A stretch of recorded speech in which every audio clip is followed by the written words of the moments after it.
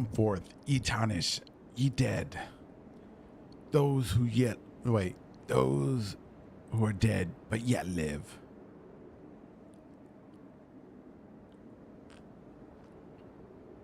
Welcome back, everybody. Welcome back, Urith Mind, boss. I see you. Welcome back, James. To the third call-in show. Yeah. Before we get started, just a couple of things. Let's see. Oh, yes. The question of the week. The question of the week is this week's question that we had for Elden Ring, for the Inquisition. If the Two Fingers want us to become Elden Lord, what about Radigan? Question mark. What about Radigan? So that's today's question. If you call in and you want to talk about the question, definitely there it is. Let's see. Oh yeah, we already got a caller. Nice. But let's see what else. Oh, I wanna thank everybody who's watching or has seen the last video, the worm theory video. It's getting more views than what I thought it would. And it's crazy. It's crazy. And it's getting a lot of comments too. And I want to thank everybody who's watched it, everybody who commented. I really appreciate it. Thank you. Thank you to everybody that shared it, who liked it. It's got like a lot of likes. I mean, wow. I mean, who knew worms were so interesting? That's great. Thank you. I appreciate it. Hey, Nostal's alive, or I mean awake. He's awake. Welcome. Oh yeah. James is down with the worm theory. Yeah, and you know what? I came up with that theory in a day, and made the whole video in less than a day, like in the morning. It just like everything just seemed to connect. So I was like, man, this really connects. I can get down with that. And so with the worm theory, I know there's a lot of theories I say that it's not a hill that I would die on. And the worm theory is definitely a hill that I would not die on. That I would die on. Both. I would definitely die on that hill. I think it works. Let's see. Boss says, wow, I just saw the numbers. That's a lot. Yes, I know, boss. That's crazy. The worm theory is great. Still think it's maggots though. Hey, it's okay to disagree. It's okay to disregard the theory. I mean, it's just a theory. But as long, so the goal is just to like get you thinking, maybe, you know, outside of the mainstream, you know, lore content. Right. And, I think it's a really good theory, and I think it would work. I'm like 98% behind it. What would make me think that it's not real? If Miyazaki said something, or George R.R. Martin. That's that 2% that would change my mind. Let's see. And also, I wouldn't disregard it. It's just because another option is more likely. Oh, sure. I'm down to hear anybody else's theories about it, man. And I don't think there's anything too far out there yet that I've heard. There are some theories out there that I'm like, man, I don't know about that. But okay. But there's nothing out there that I've outright reject just yet. Maybe there are some things that I do reject, like 99%, but nothing 100% yet. Oh yeah, definitely. I really, boss, you're hitting it right on the money. I really think the game is about a medieval alien invasion, and or a fantasy invasion, and I find it hard for. I wonder what, for people who like disregard that or don't believe that. I wonder what they see. Are they only looking at Elden Ring in a spiritual lens, you know, and not in a biological lens? Because to me, it's a little bit of both, but more biological. And I'm one of those people that I tend to lean that the greater will is dead. Welcome back, Cayman.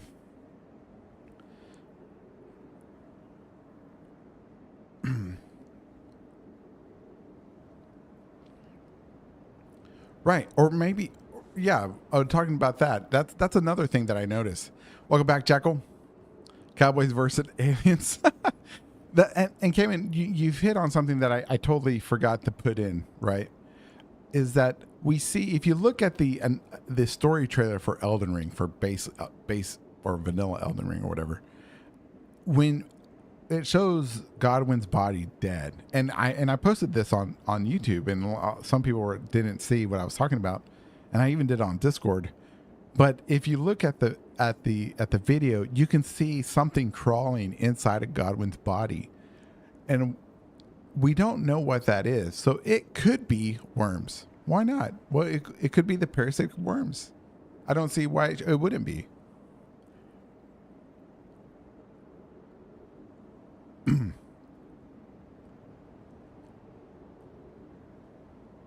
only creatures that are native to the world are the animals in the lands between them and the regular proportioned humans, like the tarnished people, like, or the, you know, like the who is it? The crossbowmen, the knife, the guys that carry daggers, stuff. People who don't have the elongated arms, necks, and stuff like that. Those people are hybrids, and I have a video on that if you haven't seen it. But those people are hybrids, and I believe that they've been hybridized with the Alabaster Lords and the Alabaster Lords, but not the Onyx Lords, because those seem to be whatchamacallit, hostile.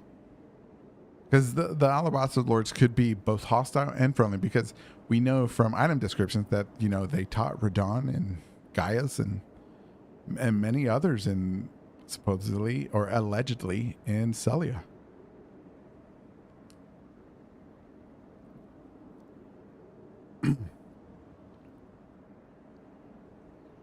And you're right about that, Nassau. The Elden Beast does seem to be some type of parasitic, and the Erd Tree itself too, also. So, in overall, I think we're dealing with something more than just a spiritual aspect of the game.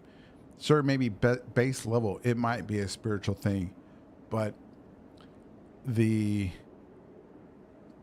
you want to look at it in a grounded way, and look at it in a way that doesn't pull or draw too much from reality, because I tend to think a lot of people draw too much from real world stuff, right? If we look at the Elden Ring or Elden Earth as a real place with its own set of rules and stuff, I think that's the best way to look at it. And to me, it says that it's under attack or occupation, and it's in the story. One of the stories, the backdrop of the entire story, not everything, but the backdrop of what we see in the past are people trying to free themselves from something outer space, Cthulhu type thing, you know. But yeah, that's how that goes. Let's see, what else is there? Anything else? There was a couple things I wanted to say also before we get started. Let's see. I already thanked everybody for watching the video, and already thanked. Yeah, I did that. Thank you everybody that joined the Discord. That's awesome.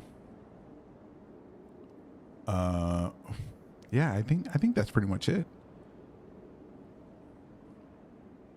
Oh, hold on. I want to say one more thing.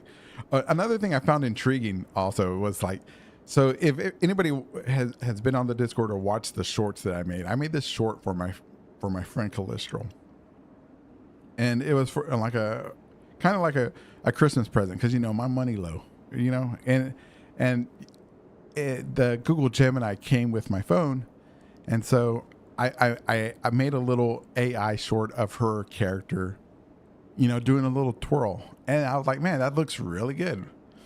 And there was a slight pushback on it on YouTube, and I think it's hilarious. It's amusing to me because it wasn't meant for anything. It wasn't meant to be like enticing or to show you that, oh, I have like ultra skills. No, I'm poor. I, I don't. And you know, somebody had commented that I should have hired somebody. I'm like, with what money? And it was just, it's just hilarious. I'm like, man, I'm there. This is a free thing. It's all free. If it's not free, is the best price for me, man. Because that's I just want to hang out. That's all I want to do. Hang out, talk Elden Ring. I'm not in it for anything else. That's why I don't ask for anything. So that's what it is. I giggled and it made me smile thinking of all this pushback, thinking that people thought I was like trying to showcase something or something. I was like, what? I was like, yeah, no, that's not me.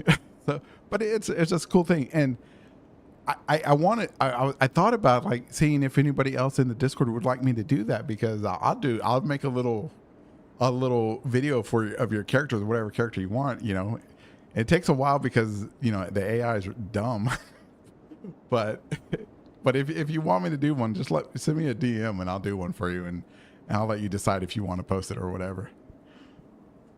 But yeah, let's see what's okay.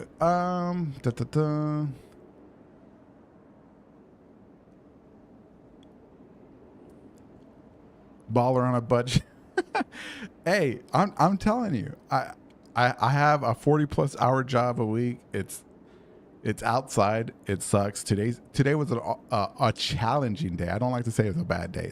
It was a challenging day at work today, and but I managed through. Got it through, and yeah, and everything's good for the day. Yes, the blonde woman. Yeah.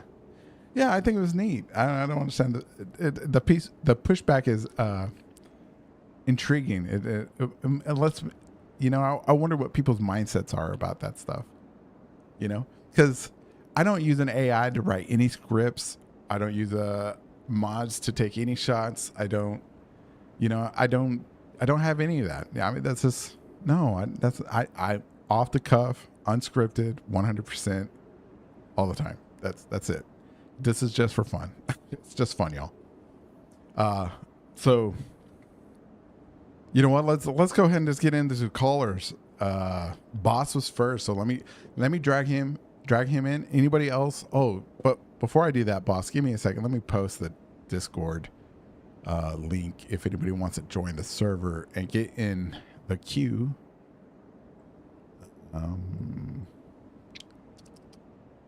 Let's see. And yeah. How do I do this? Sorry. Yeah. I always have trouble. Here we go. Boom. There is the Discord link. If anybody wants to join the queue or get in and talk, I mean, if it is what it is, you can come in. The floor is yours to talk about anything Elden Ring or FromSoft or whatever. I just ask you to be respectful, and that's it. You know, you can disagree with any of my theories or anybody else's theories. That's fine. Oh, I want to hear what the people have to say. This is your chance to speak and let people hear what you got to say. You know, you could go on Reddit, but a lot of people don't read stuff on Reddit that much anymore. And I don't know if anybody else is doing this. So this is your chance if you want to say something. All right. So here we go. All right. We're gonna bring Boss in, and let's see. Boss. All right. Let me see if I remember how to do this. All right. Oops.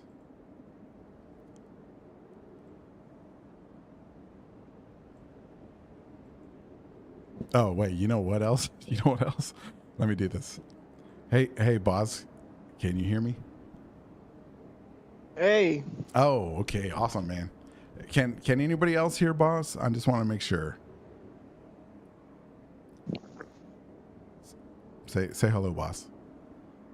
Hey, hello everyone. It's me, Boss Hauser. Maybe they can't hear you. Okay, James can hear you. Okay, you're good. Okay. All right, boss. Welcome back to the show. I appreciate everything that you do. Thank you for participating. Back. Yeah. Would you like to start with the question of the week, or would you like to jump into something else? Yeah, we can start with the question of the week. And I wrote something before in the day about spirits. That's gonna be the second thing. Oh, oh, I'm dropping my controller. Sorry. No, don't worry. Okay, go ahead, boss. So the question of the week: if the Elden Ring, or if the Two Fingers want us to become Elden Lord, what about Radigan? Well, the most obvious response to that would be that Radigan doesn't want to make us Lord because of him, the thorns are blocking us. But the fingers, they have this system of tarnish to become and go to be Elden Lord. But I would say there's two parties that want us to be Elden Lord. Oh yeah. First are the fingers, and the second would be Marika herself. Okay. Because I always said in all the videos, I wrote that Marika has this dead man switch. She always had these plans of returning the tarnished and having Melina to burn the earth tree. Oh, well, let me ask. So Let me ask a question real quick. What yeah, What do you mean by dead man switch? I've never heard that. Sorry.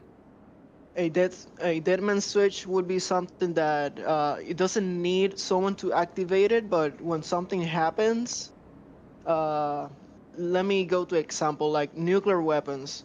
So if someone throws you a missile, a nuclear missile, well, your system automatically shoots a rocket back. Oh, okay. So Marca's deadman switch would be if the order is compromised, she has this system of Melina burning the earth tree for the tarnish to enter. Okay. So she has this whole plan of restoring the order back if something happens. Okay. All right. But what leads me to think she wants something slightly different of the fingers is because she makes Hugh make a god-slaying weapon, Uh huh. f- but the fingers think that that's part of their plan. So Marika is with the fingers in all this planning of the tarnish returning and being like the plan C, basically. But Marika, I think she wants the girl will outside of the equation as well, Okay. because the fingers stop at Langdell when you cannot enter anymore. So the fingers that was the whole plan of them. Like, oh, we need to call Daddy again. So they go and and they give him the call from space. That's not getting back basically because space is real big, and with light years, that they're gonna be there like hundreds of thousands of years trying to call. Right. Hmm. So after that moment, basically Melina comes in. She remembers her purpose, what her mother gave her, Uh huh. and it's basically burning the earth tree down. So maybe Marika knew Radagon would would be doing the thorns maybe Uh huh. because because I think Marika has a foresight because she's a goddess, so she would know more things out of someone else. She Okay. will be the one who knows the most. Yeah, she would have a greater perspective of what's going on. Yes. Okay. So yeah, the question would be pretty simple. Of course, it's Radigan, but Marika wants something out of the plan of the two fingers. So she made that extra step with Melina. Okay. But so, but what does that have to do with Radigan though? I'm not seeing the. Well, Radigan sees all of them as they want to destitution him because the fingers they want a new Elden Lord, Right. but what of poor Radigan? Like he's being a Leo Hound to them, to the girl Will. Right. And I see as Radigan, the last defiance of him is closing the Earth Tree because he wants the status quo. Uh huh. So I see the answer really simple, but Radigan is is going against the Great Will and the Fingers, but he wants the old order still being there. Okay. That's why he wanted to repair the Elden Ring. He didn't want any of the plans of the future to work. Oh, okay. So Radigan is like his own faction at this point. You're saying, and the In after the shattering, I guess he went a wall for himself for his order, for what he believed in. oh, okay. Because the others abandoned him. Marika went against his wishes. The Fingers abandoned him basically. Uh huh. It, so yeah, Radigan would be alone in those plans. So, Like oh, the Fingers didn't believe he would do something about it, most wow. likely. But Marika did, because we have the Kindling Maiden on our side. Okay. So Radigan is like this lone reed, this hero by himself, standing against the world. Well, No. his world, his view of the world Yeah. would be. Okay. Okay. I like that answer. That's a good answer, man. Yeah. Yeah. All right. So, what was this thing about spirits that you wanted to bring up? I'm interested to see about that. Well, I have something. It's not a proper theory because I just got the inspiration just today. So I got to my whiteboard and I worked on it. Oh, a whiteboard? Oh, hell yeah! That's what I'm talking about. I love whiteboard theories, man. Yeah, that's the Inquisition whiteboard. The one passed out to everybody who joins. Of The course. standard issue GI whiteboard. All right, awesome, man. Amazing. All right, I'm listening. The world is listening. But yeah, this is my big theory. I call it the spirit cycle, but changing spirits with the water cycle. Okay. Because I do believe the spirits slash the spiritual energy of the Elden Earth works like the water cycle. Like it needs to be a condensation, a precipitation, a collection, and a evaporation. Oh, okay. Okay, I see where you're going. Okay. And I have a rough draft. Maybe we can change some things about it. Well, my first step would be like being alive, like the person, like the body and the soul. Because in Elden Ring, those are the two elements that compose someone or even any animal. Like having a alive body Uh huh. and a soul, a mind, a anima per se. Okay. Well, in the first step, you need to die, and your soul, like water, needs to go somewhere, like water. So that's the precipitation step. So your soul gets out of your body, and it's this soul, like blue energy, the cerulean part of yourself, Okay. while the crimson one stays and can be processed in other things. We will go to the crimson side soon enough. Well, the Okay. spirit needs to get that's the precipitation step, so it needs to be collected somewhere. So that's where the circle, the hole in the tombstone comes. Oh, okay. Okay. I see where you're going. Okay. Well, what we know of the Ra ruins, first of all, Ra in Arabic means soul, so it's the soul ruins. Those are the people who works with the soul, or Oh, they discovered how the soul works, oh, really? actually. Yeah, Really? That's what that means? Okay. Okay. I get it. yeah. Well, we have the Ra Borough, and the Ra Borough technically is just a small stone with a hole, Uh huh. and that hole makes a spirit go inside of it. Like it condensed, like it gets the spirit to be on the hole. Okay. Like it reunites the spiritual energy around the place, or a actual spirit. I think the description calls it a sprite.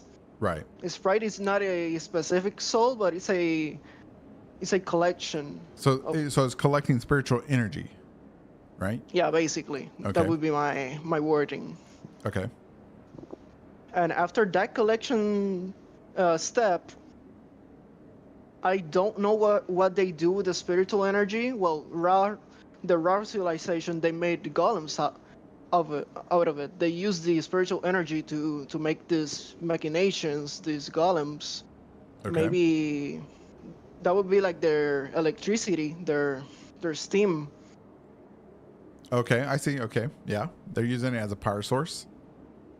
Yeah, but the soul, I think it goes through a cycle. So that's why my theory it's called the water spirit cycle.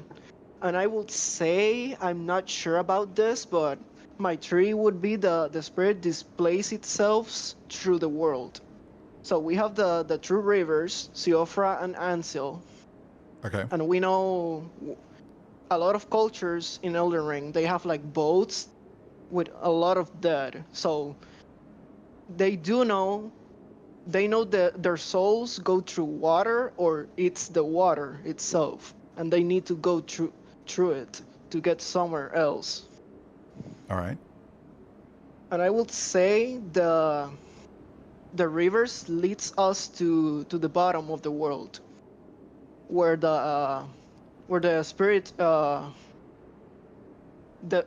the deers, I would like to say, the spiritual ancestors. That Oh. would Okay. be that would be Oh. where all the spirits ends up. That's why we see a lot of ghost ancestral followers Uh huh. and a lot of animals Well, as well. let me ask you this question. Okay, so right, we see the ancestral whatever animals, right? For sure. But Yes. what about like at the end of one of them we get an Estelle? Well, how does the Estelle break up your water cycle? You know what I mean? Well, the Stell came, of course, after he's a outsider. He's an alien, so he just physically went to the deepest point of the world. But Uh-huh. we do see water on his arena, so that's where the water gets. All the water in the world goes down, Uh-huh. but eventually that water needs to go up, so it needs to be evaporated.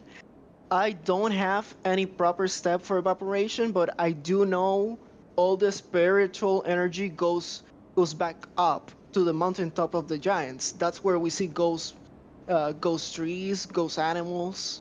Oh, okay. I like this theory. I So like that. I do see like spirits works like water, really, in Elden Earth, like we like to call it. Right. It's just the water cycle, but with Yeah, souls.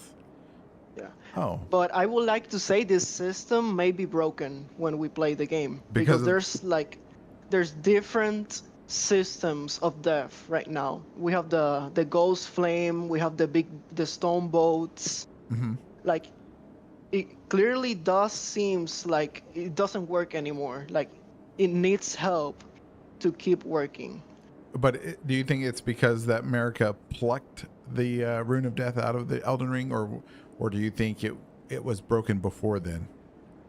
Yeah, it's been broken for a while. Yeah, because I see the Ghost Flame civilization, the Asian dynasty, even the ancestral followers, they just venerate this these giant corpses of big deers consuming the spiritual energy that that finish underground. Like they Mm. don't venerate the cycle, but they do seem to see where the spirits ends up, and they hoping to be part of that collective of souls one day. Oh wow. What? Well, let me ask you this. Maybe you don't have an answer for this, but what do you think the point of them collecting those souls for? You know, is it for like some type of power that they want to use, or is it just like some greediness or something? Or what do you think they're trying to get attached to that? Well, I actually have a response to this Okay. because I do believe everyone is trying to get something out of that cycle. Like every civilization has how death works because spirits and death is what the outer gods want. Because Uh, every outer god has a system of death, for themselves. Oh, I'm just gonna give the most solid one because okay. we can go to every other god, and I don't want to take too Right. much time. No, I understand. Go ahead. So let's give it to the greater well. His system of how water works and how he has the most water. Well, he has the the earth tree. And what do trees use with their roots? They get water. But in Elden Ring, the the great tree roots they get spirits and the people and their bodies and spirits. So the earth tree really consumes what this cycle makes. Hmm. Really. Give me 1 second. I forgot to turn off my hunter's ring. I'm sorry. Oh, don't worry. I apologize. You can keep going. I'm still listening. Oh yeah. Well, the difference in this cycle is that the individual, the person has two parts: the crimson one and the cerulean one. And we just played the cerulean part, but actually the earth tree consumes both, because the bodies go up the roots as well. They are still food for Huh. the earth tree. So the earth tree completely cancels the water cycle, spirit cycle, because the spirit doesn't need to do this travel through the water, condensate and evaporate. Like it doesn't need to do those things Uh-huh. because the earth tree consumes the body and the soul. At least in this era of how death works. Oh, okay. So yeah. So definitely the Urchi would be a foreign parasite then, and that would- do you so do you think the Urchi is a foreign parasite then? Like a lot of other theories, like say it's a fungus and some other things. So it would Yeah, definitely be I that in your view. most likely, but I would like to call it like the greater will's way to work on the death cycle. Oh, Like okay. like he imposes this new system that doesn't need the cycle methods and it just needs the tree. So the soul doesn't need to do all the cycle. It just needs to go to the tree, and that's what the tree gets out of the cycle. And I Uh-huh. do believe every outer god has their own design how to get the most of spirits. I don't really know if it's their food or something because I don't really understand their fascination for the soul. Uh-huh. It's probably their food. Yeah, most likely. It's like energy, spiritual energy. Yeah. All right then. Well, that was great, man. Thank you. But yeah, All right. Well, I appreciate it, man. I'm gonna grab somebody else. And yeah, I appreciate it. I really like your theory of the whole soul cycle and its connection to the water, man. I think yeah, I've never heard that before. And I've never heard anybody even make that parallel or connection. yeah, And I think it's a really good one. I think you're onto yeah. something. Oh yeah, I was gonna tell that Canon, Uh, well, in chat he's gaming. He said the sea of fog, and fog is part of the condensation. oh, it is. Sure is. It's just So water. I would like to agree with him that the tarnish are in the fog. Like they go through the condensation of the soul to get to the lands between again. All right. Because fog is just condensated water, and water is spirits. But that would be like my last pointer. Okay. Well, thank you, man. I appreciate it. Yeah. All right. Let's see. Well, we'll talk to you next time then. Sure. See you, everyone. All right. Let's see, everybody. All right. Well, let's see. Welcome back, Nick. Welcome back, Pharaohs, James, I think.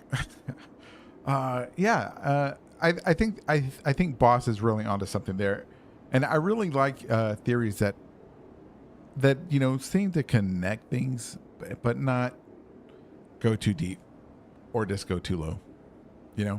Bye, Cayman. Okay. Oh, Cayman's leaving? Oh.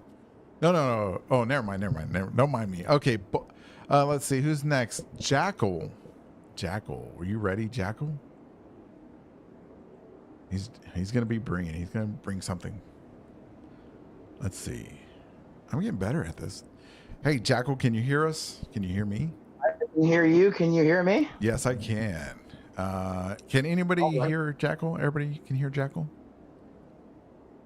Yes? Well, give it a second. We'll see what anybody responds. Just want to make sure. La la la la la la la. He's singing to y'all. No. Okay. Well, yes. Okay. Nossel can hear you. Nossel can hear you. All right, Jackal. Welcome back to the show, man. Good to see you. Good to hear from you. Good to be back. Would you like to start with the question of the week or jump into whatever you want to jump into? Let's go ahead with the question of the week. The question of the week. So, hold on. The question of the week. If the Two Fingers want us to become Elden Lord, what about Radigan? Go ahead. So I have kind of two answers to this, but one, they both depend on a certain assumption. Okay. We definitely know that Radigan does not want us to become Elden Lord because we're basically succeeding him, and that is not what he would want. Mm-hmm. But also on top of that, he has put a barrier around the Erd Tree using thorn magic, basically blocking off all passage until we burn it with the Flame of the Forge. The very same Flame of the Forge that the Two Fingers are, if they don't express it themselves, the finger readers who speak for them certainly expout that the fingers would never allow for the Erd Tree to be burned. Okay. So, if we are to assume that the fingers actually want us to become Elden Lord, I think they're simply using the Tarnished as a what's the word? When you test out the limits of a system. Oh. Radigan has blocked the Erd Tree, and the fingers are basically running through Tarnish to try and figure out what works and what doesn't in terms of regaining their grip, so to speak. Oh, okay. Because that's ultimately what fingers want. So the Tarnish are just cannon fodder. You know, they're kind of guinea pigs. You know, testing the defenses of the Erd Tree or Radigan. Then. And we would probably make the most, if not common, useful subjects due to the fact that we wouldn't really get any help from many Denzins from the lands between because universally they all hate us. And the fingers kind of express this to us with one of the, it was the item description of protection from magic, fire, lightning. I don't have the description on hand, but it's basically saying, don't expect help from anyone. You're on your own. That's right. Yeah. The incantations also tell you from the Two Fingers that the lands between does not welcome the return of the Tarnish or something along those lines. Is that what you're talking about? Pretty much. But this is also contradicted as well. Okay.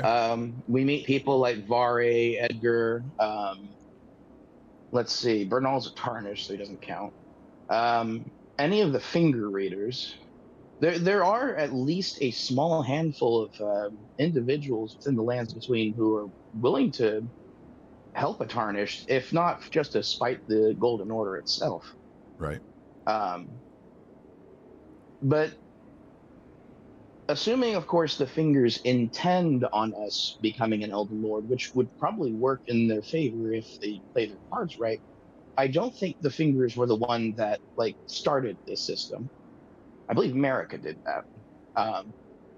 And when Melina basically repeats her echoes that she will take our grace and then return it after our death,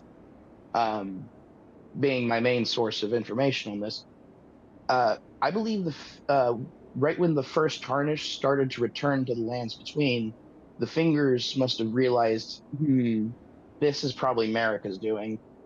Let's see if we can co-op this. Huh. Okay. Mm-hmm. But another reason why I don't think they would necessarily want Radigan to remain as Elden Lord is, you know, the term lame duck president? Lame duck president. It's no, I don't think I've heard the term either.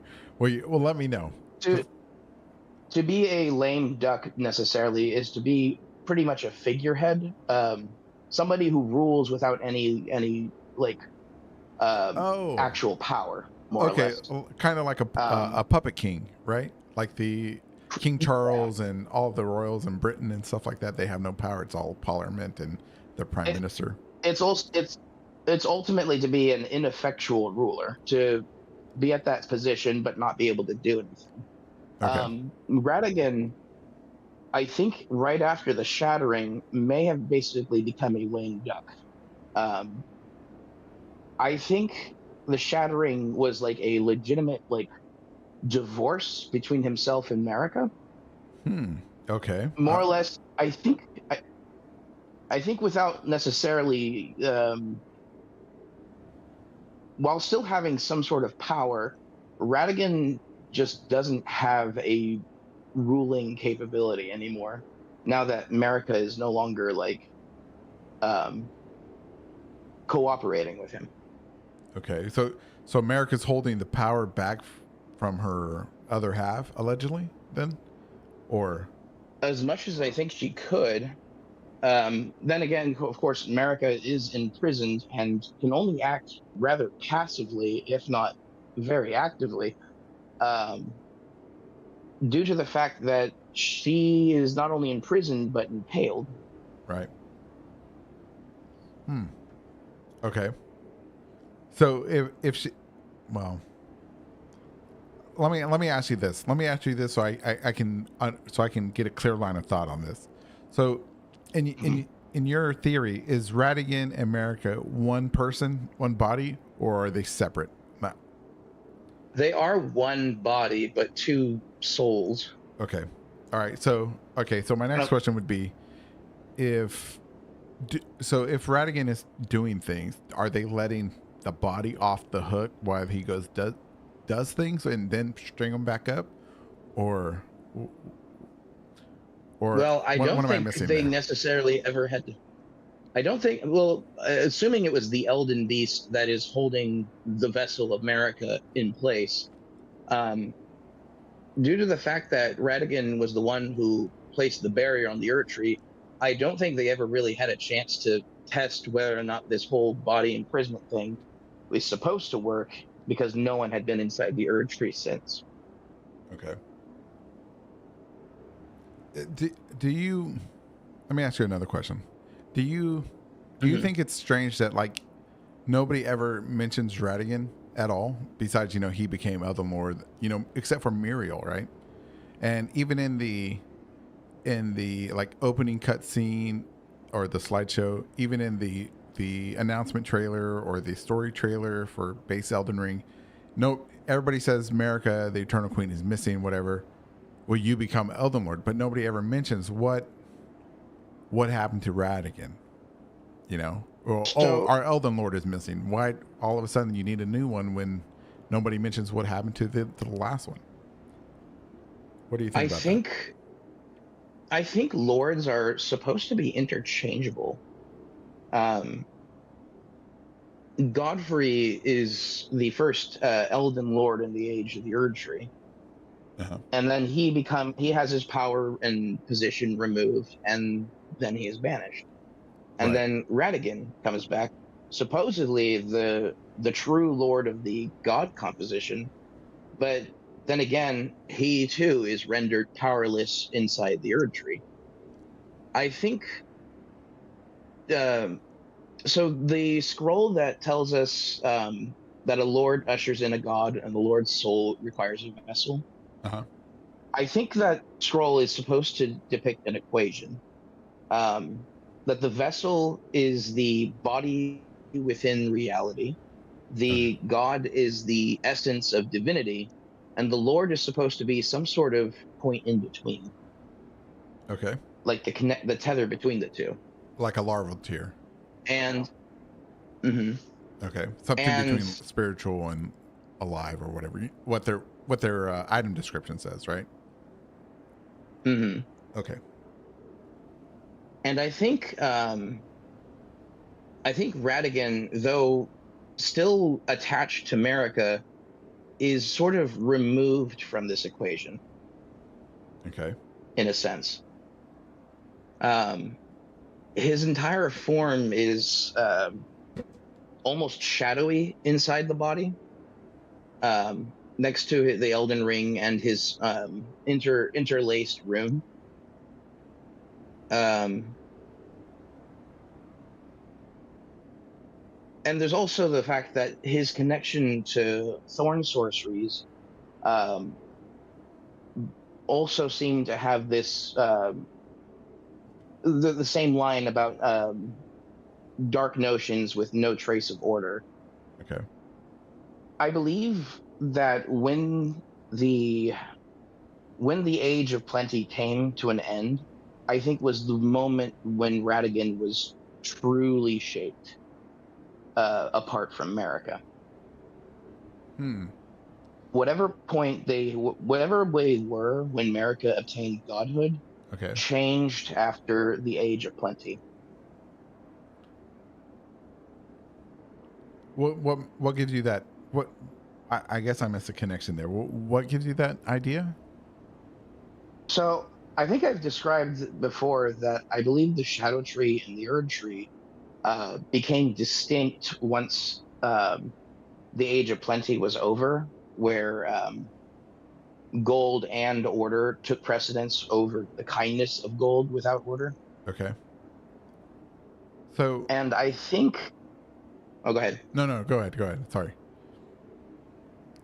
And I think that is the point where we could probably like more distinctly separate Radigan from America. The two occupying the same body, having the same divinity, almost like how like the story of Odin sacrificing himself to himself, um, Oh, okay. was basically like the easy way for America to obtain godhood. I Okay. think I think it was I think it was the moment the Elden Beast managed to merge with the two Okay. and make basically fix America's recklessness. Oh. Oh wow. Okay. Okay. So let me see. Let me see if I get this right. I want to make sure I get this straight. So America Mhm. represents the divinity spiritual side. Radagon represents the material side, and the Elden Beast is the larval tier, the half real, half spiritual creature. Then is that what I'm getting, or did I just like not I understand? feel like the Elden Beast is so becomes a god at the gate of divinity, and R- this is the beginning of the age of the Erd Tree. The fight against the fire giants happens shortly after, Uh-huh. but that is simply the point where America obtains godhood. And I believe she obtains godhood with her body as the vessel and Radigan as the Lord's soul, because in the trailer we don't see anyone else with America um, obtaining her divinity. Okay. Whereas when we fight Mikola, Radon is there to await him, Oh, okay. basically fulfilling the equation of the scroll. Okay. But the Elden Beast uh, was a so when it was described as a golden star that would later become the Elden Ring, I believe the equivalent to that is the Greater Will sending a patch code to fix what it seemed was a reckless, constant, abundant life without any kind of order to sustain it. Okay. All right. I think I understand. I think I understand. Sorry. It's hmm.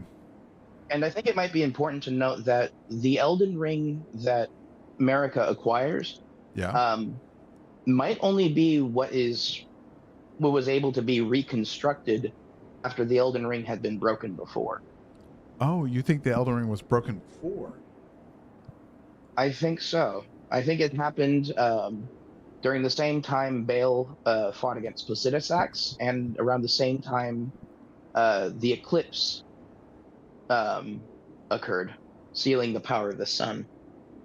Oh, you know what? I might make that the question of the week for this week. Do you think the Elden Ring was broken before? That's a good question.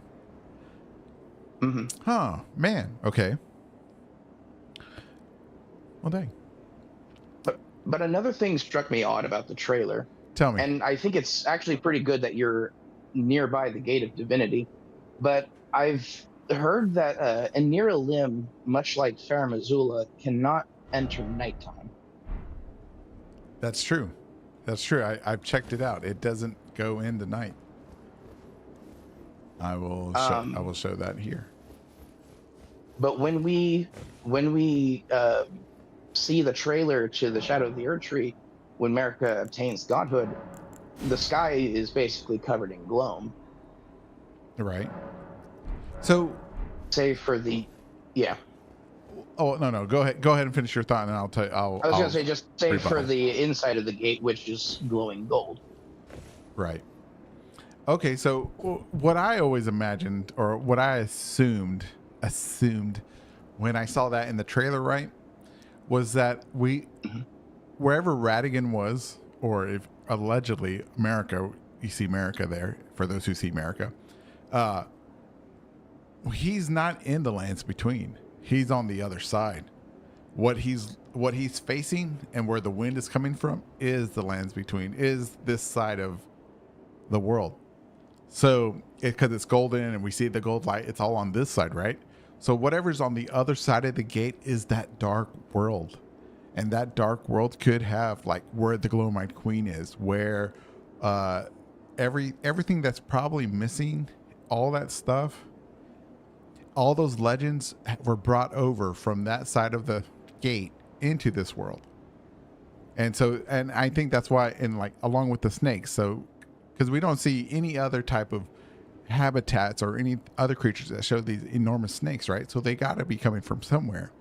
And what if all that stuff came through the Gate of Divinity? And, you know, on the other side, it's kind of like World of Warcraft's Dark Portal, right?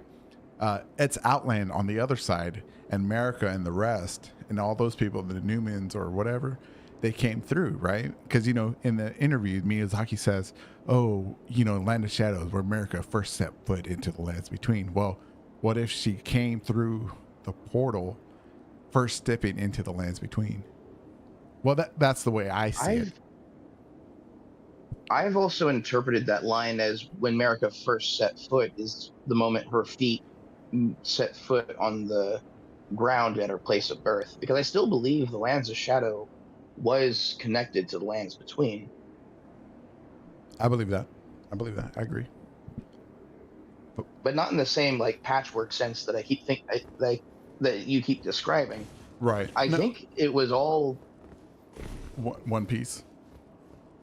Yeah, like sort of like Marika saw that the very center of this place was just full of all the things she did not want observed. And so it was just convenient for her to put a shroud over. And that you could possibly be right. Another reason I think this. Go ahead. Another reason I think this is with basically the event in which the entire lands between might have been covered in lava. The underground places that you can reach have like fully formed trees and everything, as if there was a layer that was able to harden over these places. The Lands of Shadow are a very vertical scaled environment. Right. Almost as if like various layers of rock was just pelted up and pelted and pelted. And the fact that there's just a whole landmass in the middle of the base game's map that just seems to be missing outright. I'm pretty sure ever since it got sealed away, maybe some pieces broken off, that it might not be a perfect fit. Right. But I believe the suppressing tower in the middle of the Lands of Shadow that described this place as the center of lands between, believe might be the most literal piece of evidence that we have for this. Right. I think so too. I believe I agree with you about the let's look at the map real quick. All right. I believe like the suppressing tower was probably is the most original piece of land here, right? And perhaps because like you said, we have the inner sea, I'll call it there, the inner sea. And yes, I believe if it was struck by something, a meteor, or if it was stolen away, there are pieces that would have continued to fall off into the ocean, right? But I also believe that the Land of Shadow is also a parallel or a metaphor for kind of like grafting, like Godwin, or not Godwin, excuse me, Godric. So you have the original island that was in the inner sea, right? And so you have the suppressing tower, and then America, like you said, there's a lot of verticality here, right? So you have this island, and she's just tossing with her godlike powers. If she truly has like a power of like a god, right? Because we don't know how powerful actually a god is, but if we believe that she's like powerful like a god, she's just tossing pieces of land into the ocean around the suppressing tower, and that explains the verticality because they're just landing on top of each other. And I know I've explained that before, but that's how I see it. And I can see everybody else's theories about it's just one landmass before, and that makes sense also. But I'm just not. I don't buy into something that easy, especially from Soft. That, you know what I mean?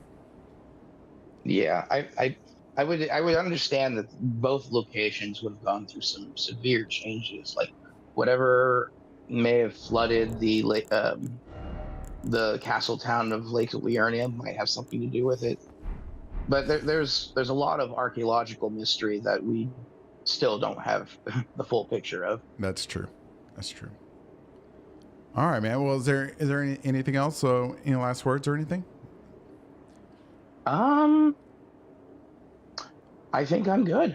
All right, then, man. I appreciate your comments and your feedback, man, and discussing Elden Ring. I appreciate it a lot. I love it. It's great. All right, man. Well, I'm gonna grab somebody else, and hope you continue to enjoy the show and and everything else, and especially the game, man. I hope you continue to love the game too. Yeah. Always. I haven't stopped playing. Yeah, I play every day. In fact, dude. I've been playing a lot. I've been playing a lot more Dark Souls 2 lately. Ooh, why? Did you ever watch the series of Dark Souls 2 is Elden Ring? That they're both like, or the Elden Ring is more of a perfected version of Dark Souls 2. I've never heard that theory. Is there a video on that? There's several videos. I'll post them in the Discord. Yeah. Throw those in there and tag me so I'll know where to look. I appreciate it, man. Alrighty. Oh, thank you so much. All right, thanks, man. All right, bye everyone. All right, let's see. Bum bum bum. Jackal's always he's always got something good to say. If I could learn how to do things. All right, next was Base Serpent Cannon. Is he still here? Base Serpent Cannon. You're next. Are you ready? Here we go, man. Here we go. Base Serpent Cannon. Base Serpent. Or Cannon, can you hear us? Can anybody hear him?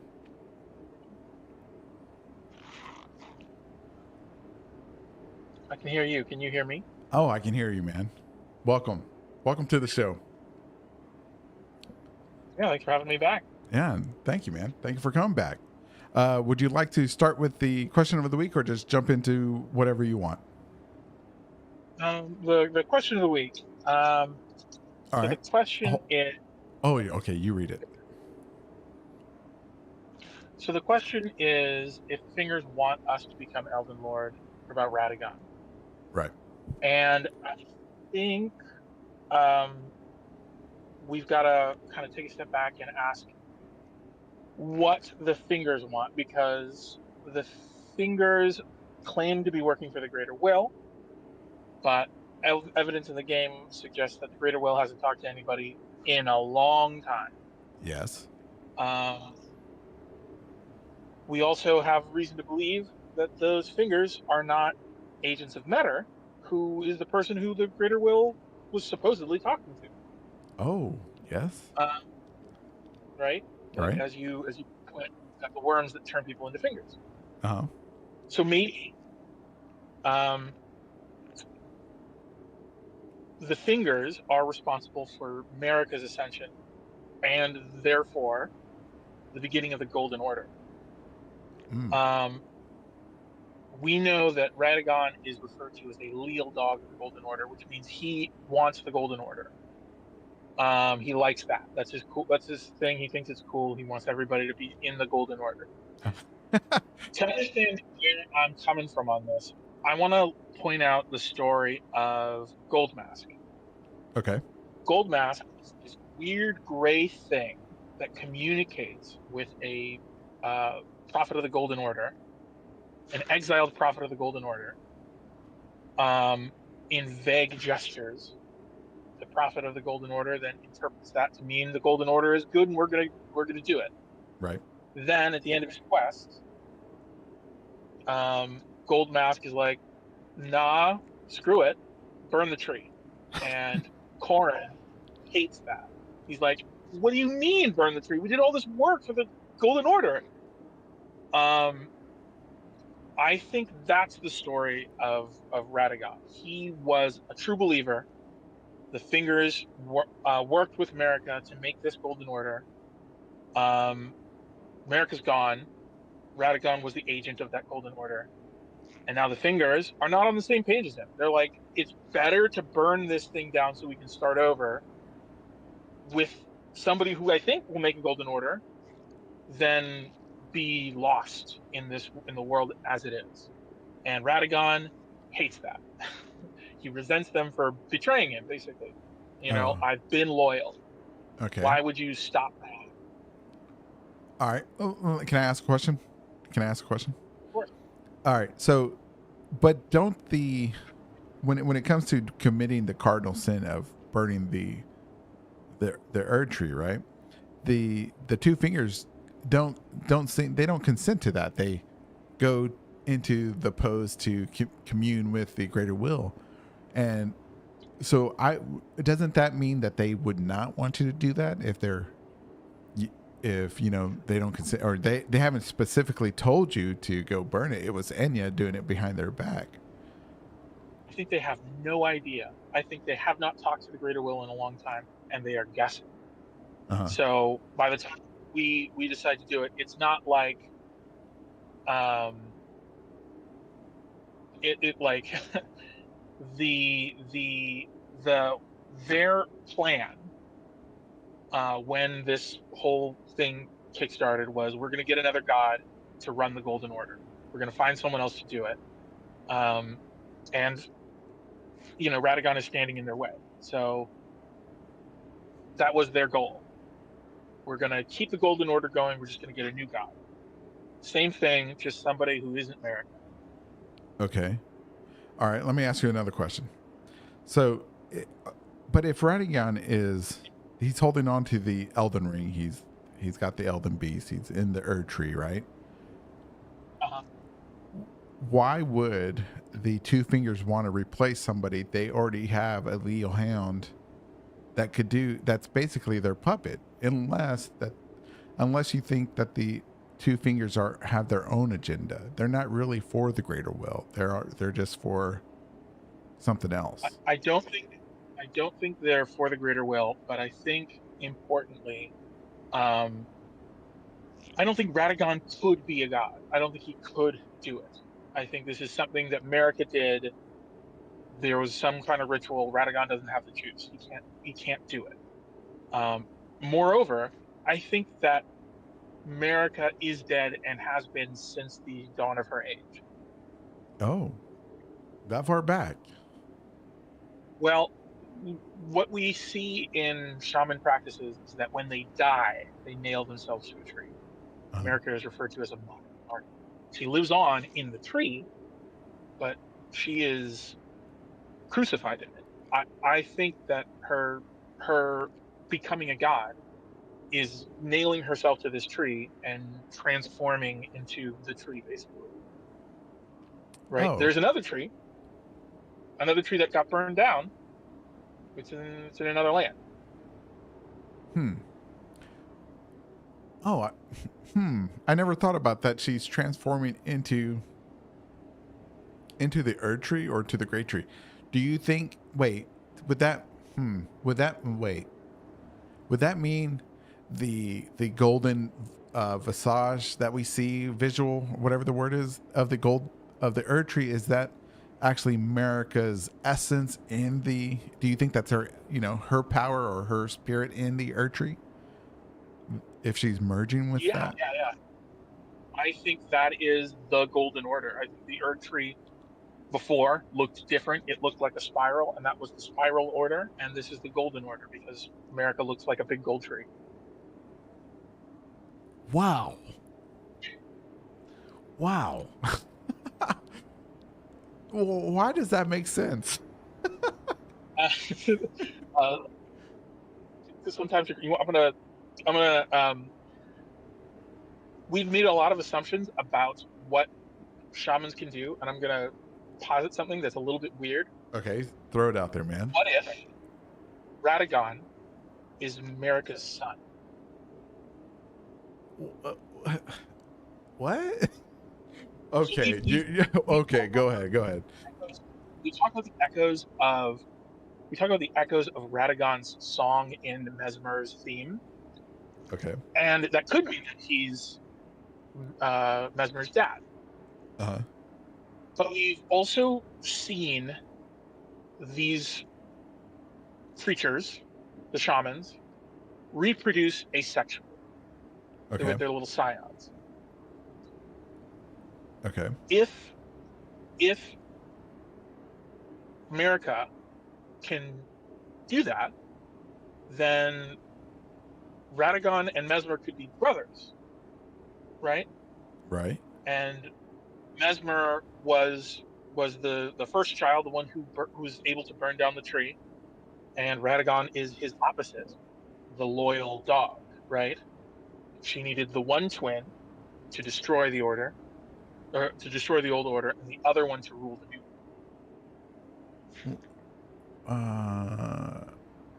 Okay, can I ask a question?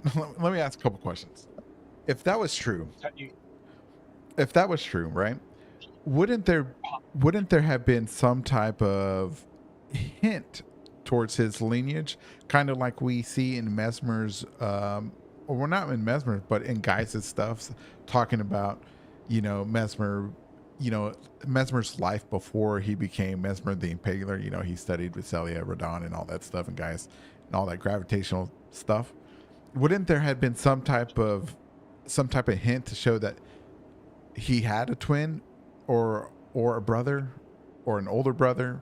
Because even his remembrance says that he had a sister. True. Yeah, I would love it if it was the case. I simply posit that the reason we don't see any of Radagon in the DLC is to not muddy the water on Radagon. Because one of the things that we kind of get focused on as a community is what the fuck Radagon's deal is, and he's mostly there to be a boss. But he's not as important to our experience of the game as Morgoth. Right. So I think that I think that from a storyteller's perspective, if there's too much stuff about Radagon in the DLC, we think that the story is about Radagon, which it's not. It's about America. But it's really about Radagon. And that's the only reason.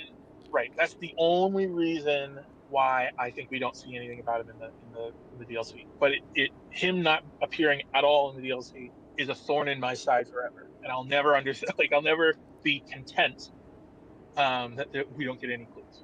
Maybe there's something that I could find later, but I haven't found anything yet.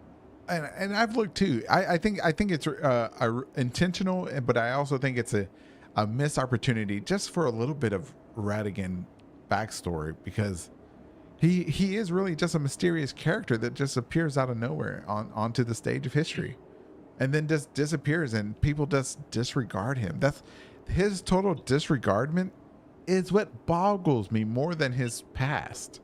That nobody questioned. They all say Queen America the Eternal is missing, but nobody says anything about Radigan. But you hear about Godfrey. Oh, he got banished. Oh, he did all these things, and he did the Long March, and then he went to the Badlands. And we get a cutscene of him getting impaled on a tree or crucified on a tree. And everybody knows Radigan and his people got thrown out. But Radigan, not a whisper, not a hint of what happened to him. He just disappeared. Right. And that that's bothers why, me. Right. And you would think if there was some if there was some sexual relationship between Radagon and Marika pre Godfrey, it would come up. Right? uh, right? Right. But I don't know. It seems to me that we are supposed to understand that Radagon is a weird little guy, and we got to figure out.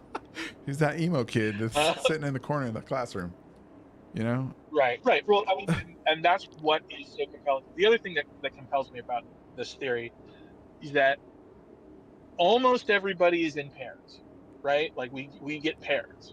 Right. But we don't.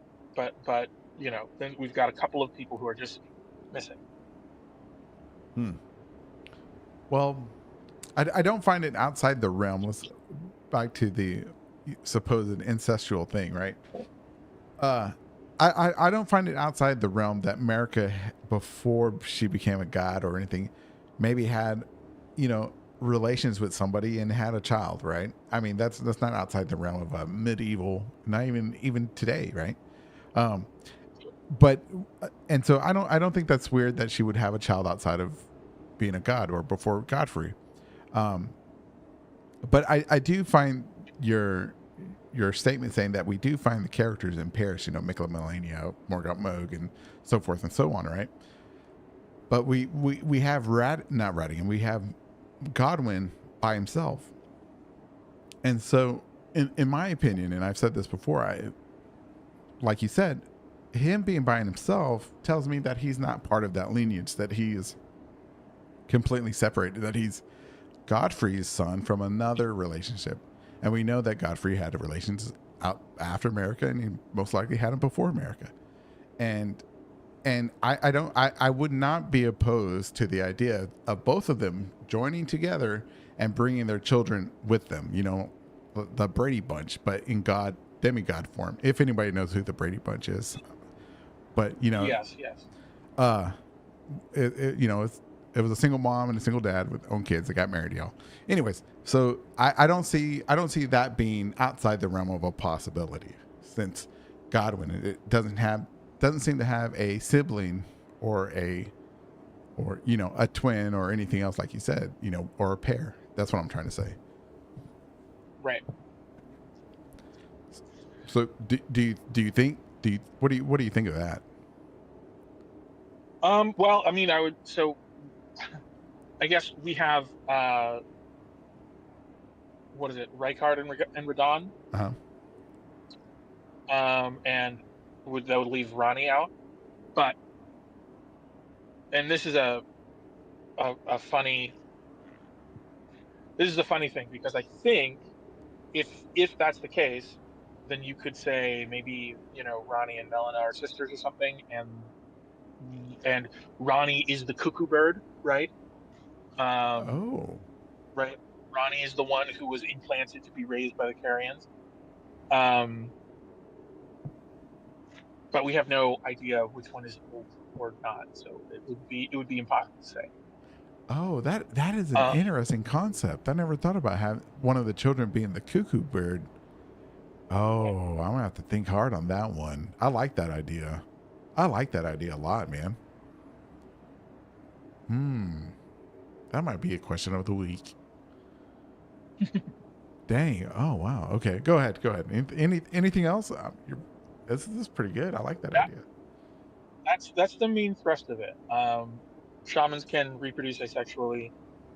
Yo Dog, maybe Radagon is America's son. That's the bit. That's the wild pull for the week.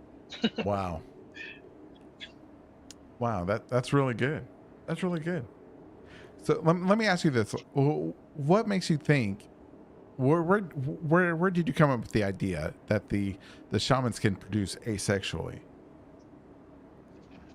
Well, we see the scions, right? We see the relationship between Melania and Millicent and her four offshoots or whatever. Huh? And we are like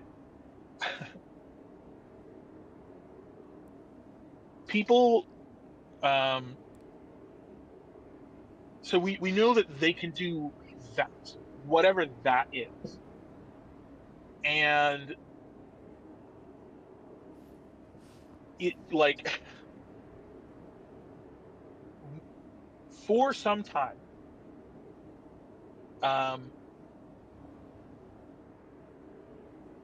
America has been nailed to a tree.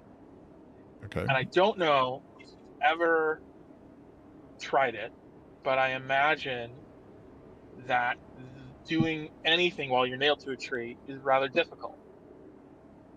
Huh?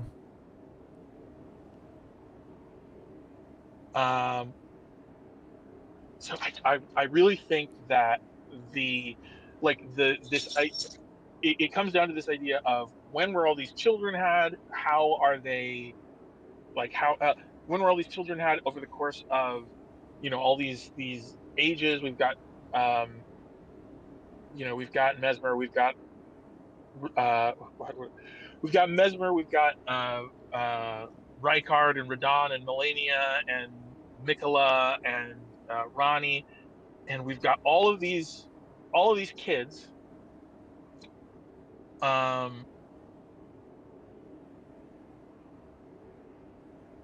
and it just seems it seems weird to me Okay. that we make this huge deal about the like this. It's such a big part of the story of of what's it called in the base game before we get the ascending the to inner limb.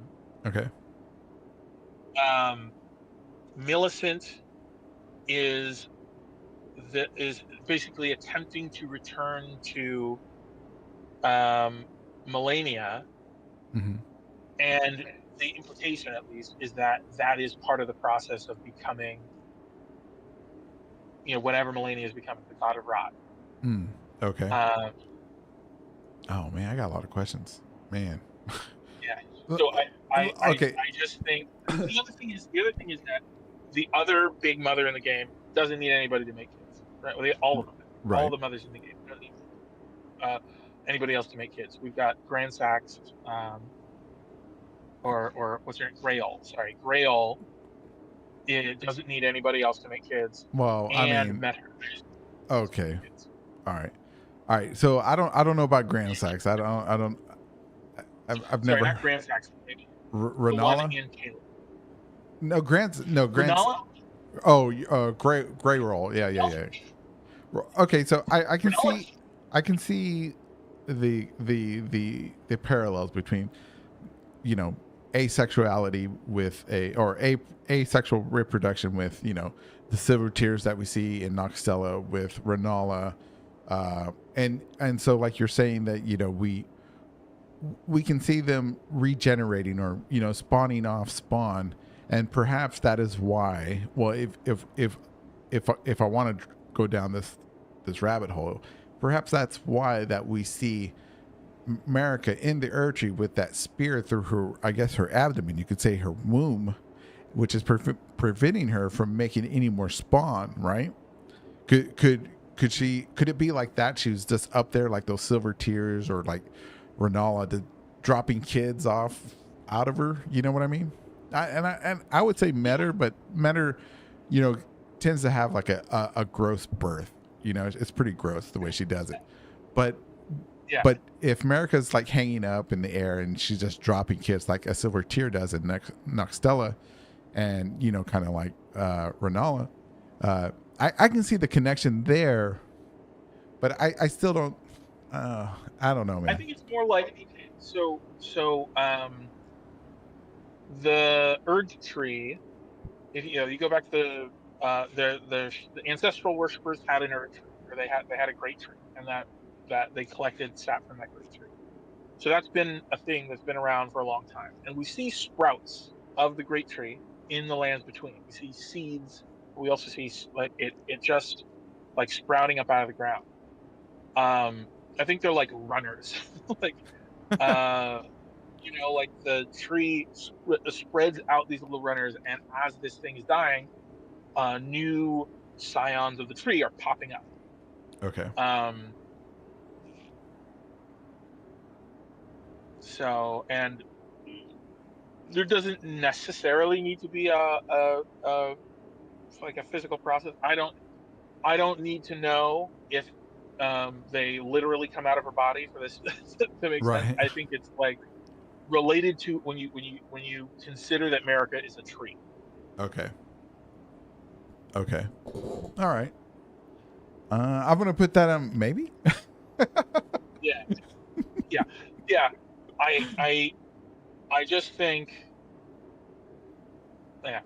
Okay. Well, I've explained it as much Yeah. as I can. That was my idea of the week. All right. It's been a pleasure. Thank you, Go man. grab some lunch.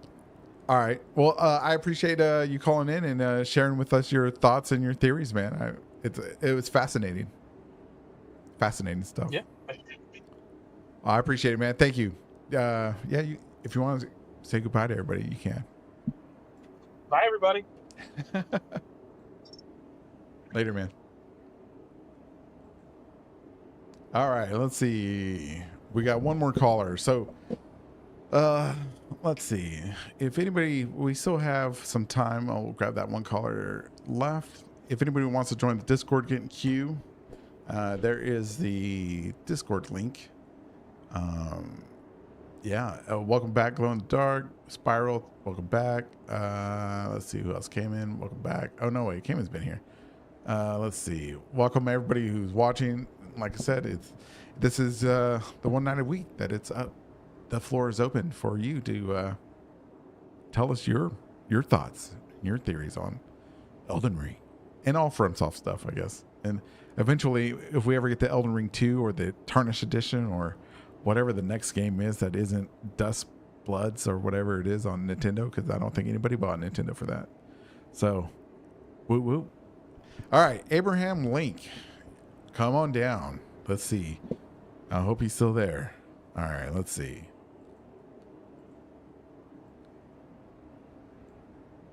Abraham, are you there? Hello. Hey, welcome, man. Hello. Welcome to the show. It's kind of late for me, but I'll try to show up because it will be fun. Yeah, it should be. I hope, man. What time is it for you, man? It's like 5 a.m. 5 a.m. Dang, that's early, dude. That's what time I get up to go to work. Dang. Yeah, I have a day off, so it'll be fine. Oh, fantastic. Fantastic. Days off are the best. So, would you want to start off with the question of the week, or do you just want to jump into whatever you want to say? I'm kind of lost here because I've been listening to the other guys talk as well. So I'm lost. What's the question of the week precisely? Oh, okay. The question of the week is, if the Two Fingers want us to become Elden Lord, what about Radigan? That. For me personally, I think Radigan was all like at the time when Marika gave birth to Mesmer and Melina, perhaps. I think that must have taken place before she even probably had Godwin with Godfrey, and at that time maybe Radigan was always part of her, and she reproduced asexually, basically, to give birth to them. Oh, something along those lines. And for the two fingers, I think Radigan was just a useless pawn basically at this point because he couldn't stop America from shattering the Elden Ring. Oh, that's true. And he couldn't repair it either. Yeah, he's like in the model, everyone knows that you can see the Elden Ring inside him, but if you look closely, you can see that it's kind of crooked. It's not exactly upright. That is true. That is true. So there he's just trash to be thrown away then, I suppose. Yeah, it's like they want to like move on from America, so they might as well just get rid of him and bring a new lord. The god is what matters anyway to them. I see. Okay, yeah, I mean, I accept that answer. That's a pretty good one, man. Pretty clean cut too. I like it. Yeah.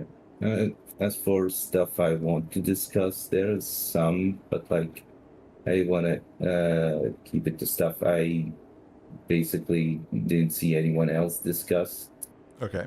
So I am personally like a resident doctor, and I have some stuff from my background that kind of made me raise some eyebrows at some of the stuff in Elden Ring's lore, and like made me think maybe this is what the developers thought.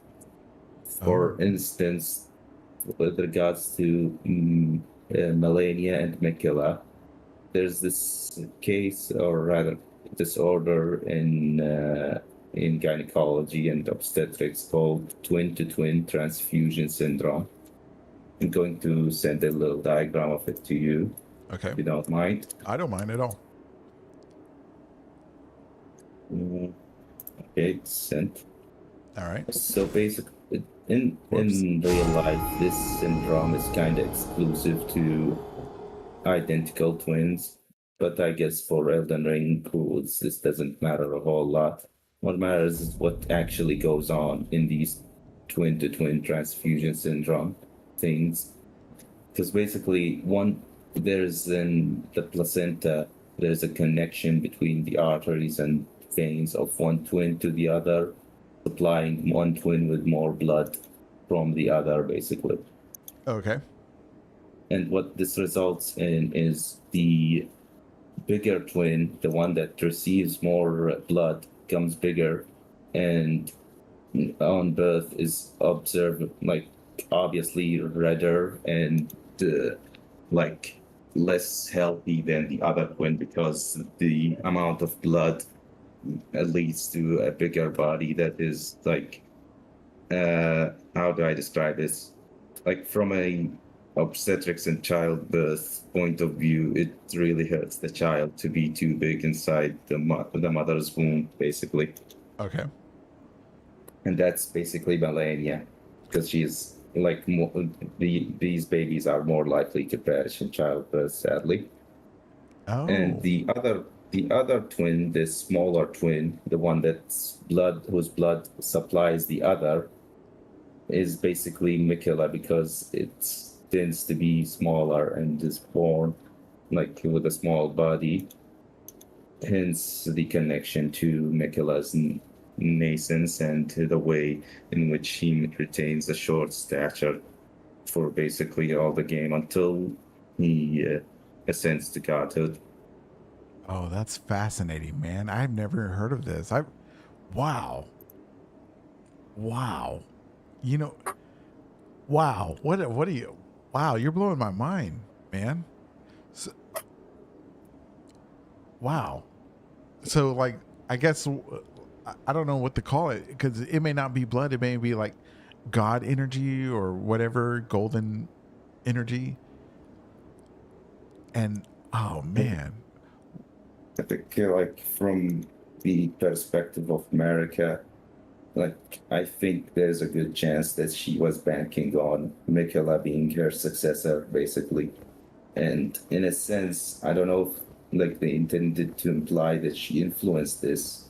I think in a sense she could have like cursed Melania with Scarlet Rot in a way to make sure that Mikela is the one that ends up as the opposite of it. That's amazing. Like she, like Melania took all the curse or all the rot, while Mikela became the symbolizing abundance. Because having the eternal nascency or whatever, or being young forever or childlike, doesn't seem like a bad curse, and everybody else who does get cursed gets these awful things. Perhaps maybe that's what. Oh wow, yeah, maybe that's why she did it that way. You know what I'm saying? If she had control over it like that, you know what I mean? Yeah. It's unclear if she had control, of course. But yeah, another aspect to it, which I think people don't exactly appreciate in game, is that Mikela's whole plan is rather like almost like intentionally childish. The way in which he takes over like Moog's body and turns it into, like puts Radan's soul into it. We have Anspa commenting on how Mikela doesn't fully grasp on how humiliating this act is. Like, I think maybe this is like the reason why he is the one who is destined to become a god, because he lacks the quote unquote adult perspective on things that could have prevented him from doing what he felt must be done in a way. Oh, you know what? That you could be right on that, but the way I always saw it was that he may have seen what he was doing, right? But he didn't care because he had to look at a bigger perspective. He had to go beyond, honor and pride, and he had because if he was going to be a god, he's got to look past these base level emotions and ideals, right? He's got to be like, I can't be chained down by honor and pride and stuff, and I got to think in a bigger terms, more, without emotions, I got to let go of all this stuff. And I think that's why he I think hold on, I think that's represented in him casting away portions of himself. Nobody saw me do the quotes, but casting off the things, because he's got to get past our base level concepts that we have. You know what I mean? Does that make sense? I mean, that's the way I always saw it. That also makes sense, I guess. But yeah, the whole thing between twin transfusion syndrome, I felt like not a lot of people even found out about it or thought about it. I don't know if From Software intended it, but it is fascinating. That really is, and I'm so glad that you share that with us, because that because I tried to look at the game in a very grounded type of way, not so spiritually and not so grounded that I lose sight of it, but with this what do you call this, twins with TTS? Is that twin to twin transfusion syndrome? Twin to twin transfusion syndrome. Syndrome. Yeah. Fascinating stuff, man. I love also, that. There's another one. Tell me, man. The Renala's egg. Uh-huh. I'm sending you a picture right now so you can take a closer look. Okay. So from the way it's presented in game, I don't know if in cut content, there is cut content where there were pieces of scholars inside it, like bodies. Really? But they changed it. Really? I didn't know that. So the way I think after the change, it's more interesting personally. Oh my! Here's the goodness. one. Here's what it looked like before. I think this is from a Zoligovich video. Not sure. Wow. What came up from Google.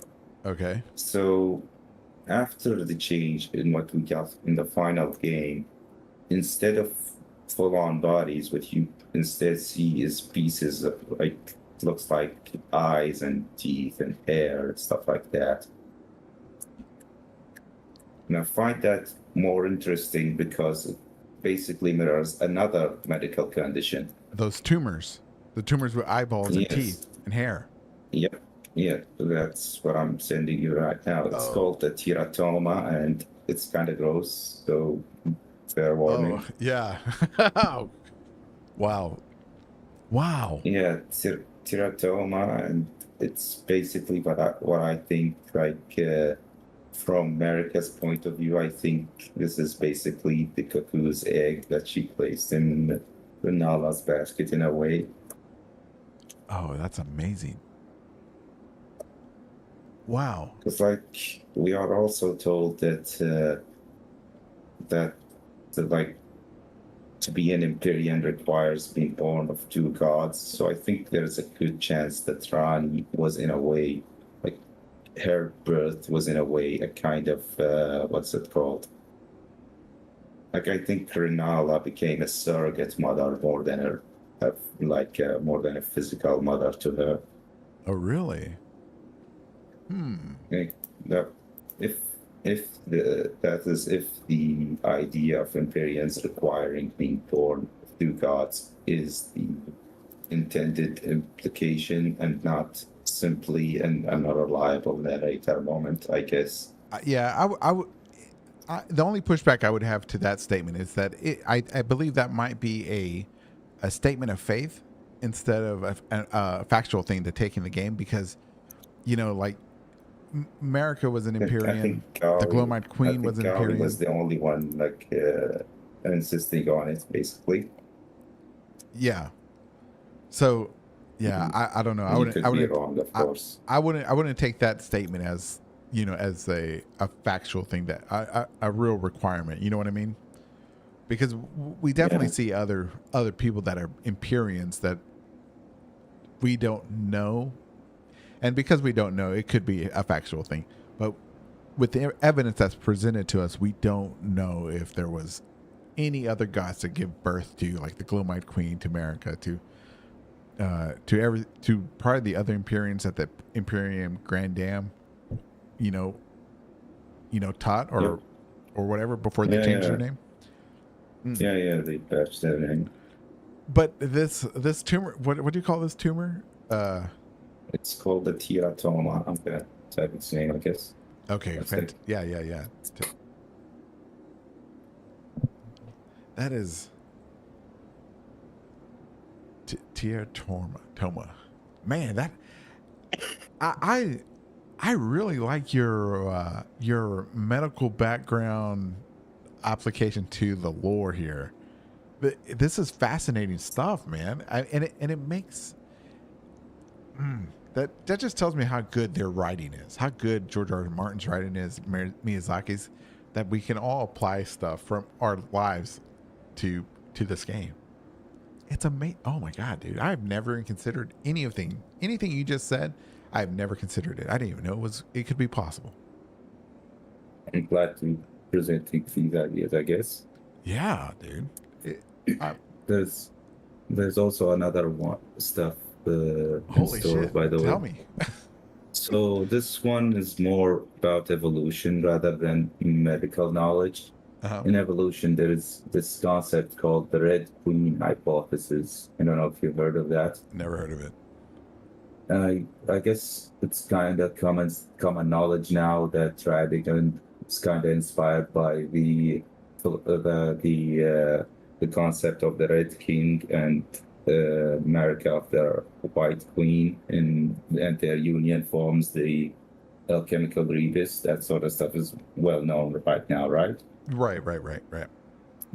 But also Radigan feels to me clearly inspired by the Red Queen hypothesis. The Red Queen hypothesis basically states that every species must continually evolve to meet the demands of its environment, must continually adapt and proliferate in whatever way it can in order to survive, because the other species also continually evolve and try to best it, so it must keep going.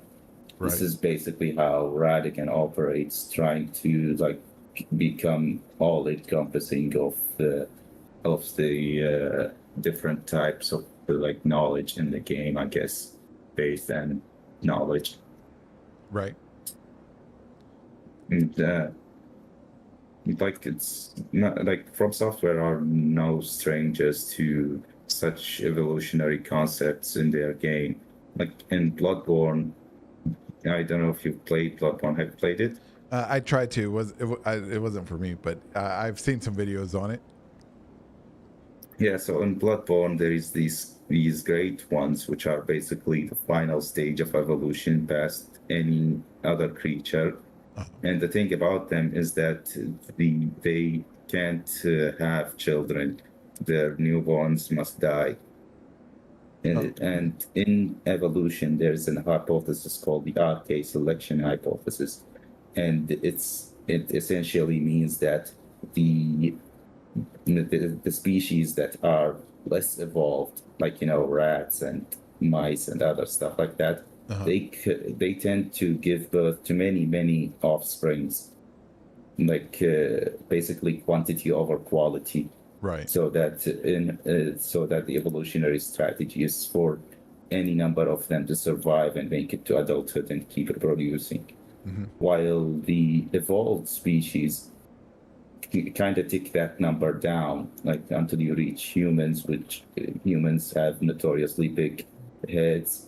So childbirth for the longest period of our history has been a very dangerous thing for mothers. That And is we tend true. to have only one child per pregnancy is the usual. So for Bloodborne, basically the question it posits is, what if that number dropped down to 0? Because the outer gods were so evolved, there was nowhere else. Yeah. Basically, they were so evolved that they can't have offsprings. It's kind of neat. That is a fascinating concept. Not sure if it translates to the stuff that the outer gods of Elden Ring do, but yeah, it is neat for Bloodborne's thing. So let me ask you this. So let's talk about the rebus for a minute. So do you fall into the camp that believes that the metaphor of the rebus can be a parallel to Radagon and America? Do you believe there's a connection? Yeah, I do think so. Yeah. Oh, okay. But like I think also that Radigan was created by America in a way that is basically an inverse of Adam and Eve, basically. Oh, really? Oh, I've never heard that. Explain that to me. That's much more interesting. Like when I think before DLC came out, I had this theory, and that Radigan was more of a homunculus and kind of like a mimic of America. Like there's this in sci-fi concept, I guess it's always on the mind of some people, in that what if you made a clone of yourself, but you switched the XX and XY chromosomes to get a female version of yourself, or something like that. And basically, I think Radigan was kinda made that way, but at the time, I had this theory that he was forged by her in the Forge of the Giants, since his red hair. And then the DLC came out and gave me more food for thought, because there is this mysterious snake skin next to Bonnie Village, right? Which at the time I assumed was belonging to Mesmer or something like that. But as time went on and I kind of thought more on it, I feel like I felt more confident saying that maybe Radigan was simply a criminal to the Hornset Society, and they placed him in a jar with Marika along with many other stuff, including a snake. Oh, really? Okay. It's kind of like a crazy inversion, or a crazy inversion of the biblical origins, basically. because like now it's the snake is just tossed in the pot with them, I guess. Wow. Okay, so how And far? that's why, Oh, go ahead. Go ahead. and that's why, yeah, like Mesmer was born with the abyssal serpent, basically. Dang, that makes a little bit of sense. That makes a little bit of sense. Let me ask you then. So how far are you into the camp? Let's talk percentage, make believe percentages, right? So that America is a jar saint, or that she was the perfection of what the Hornsent were trying. Are you well into to believing that, or is it just maybe? Yeah, I willing to believe that personally, but I think what she did that like separated her from the other jars is that she basically like found out, I don't know how, but found out the recipe for godhood that we do find in game, Uh-huh. that you need a vessel, a god, and a lord. And she basically in her jar saint state with like a bunch of bodies all together decided she can become all three. Hmm. Like Yeah. she's the vessel and the god and the lord all in one. Yeah, I've heard that one. I've heard that before. I've heard that before. I Yeah, just I think there's a good likelihood for it personally, but yeah, it's not like other theories aren't valid because of that. Like there are a no. lot of invalid theories. Yeah, no. I'm not saying every theory is valid until it's proven to be 100% not valid. And I don't. And the way they've made Elden Ring, I don't think we'll ever reach that point. Um, but like I always say, it's not. There's nothing wrong with not agreeing with some of them. And I would be in the camp that I disagree with America being a jar Satan survivor or a product of that. To me it doesn't make any sense. And I could go on forever, but yeah, no, man. But what you did say about the snake, Radigan, criminal, and America going into the thing, and then Mesmer having the snake because the snake was in the jar.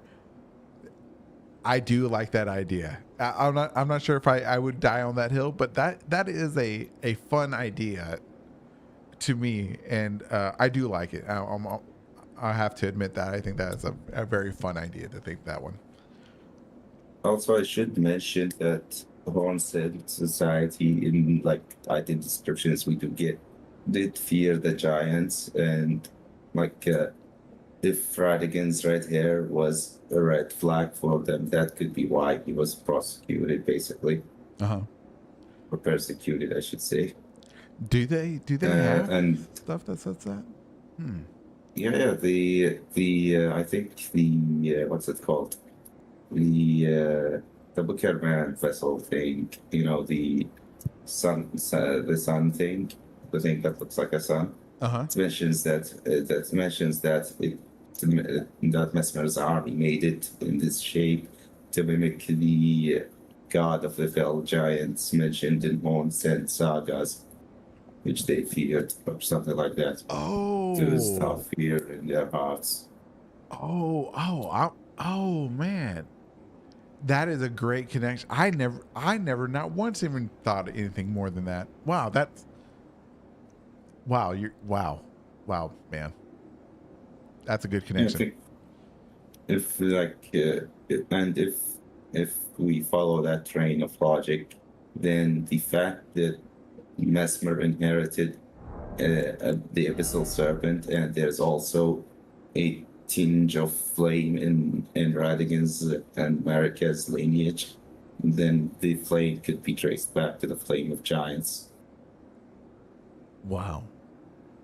The fact that Melina even sets herself on fire to make the flame light up again.